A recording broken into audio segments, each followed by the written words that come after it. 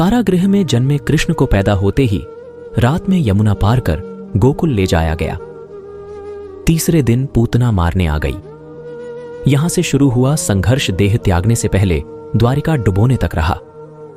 कृष्ण का जीवन कहता है, आप कोई भी हो, संसार में आए हैं तो संघर्ष हमेशा रहेगा।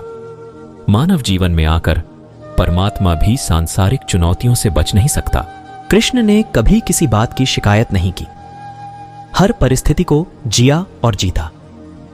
कृष्ण कहते हैं, परिस्थितियों से भागो मत, उसके सामने डटकर खड़े हो जाओ, क्योंकि कर्म करना ही मानव जीवन का पहला कर्तव्य है।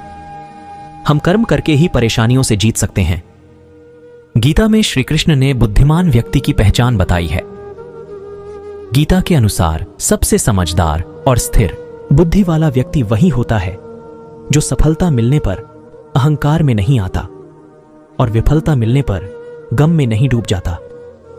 गीता में श्री कृष्ण ने कहा है कि समय कभी एक जैसा नहीं रहता है, यह हमेशा ही बदलता रहता है।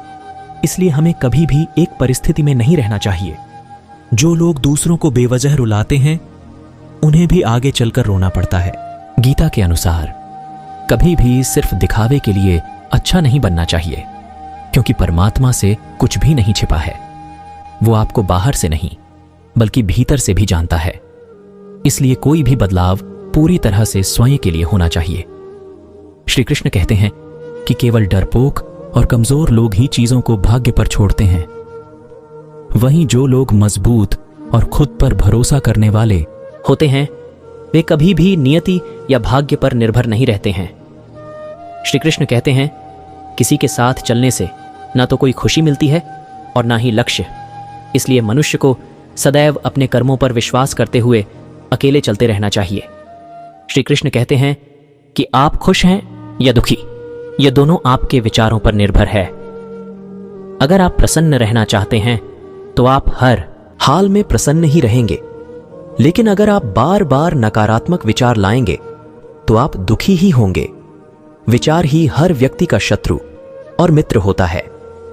गीता में श्री कृष्ण ने कर्म योग, भक्ति योग और ज्ञान योग को ही कल्याण का प्रमुख साधन बताया है।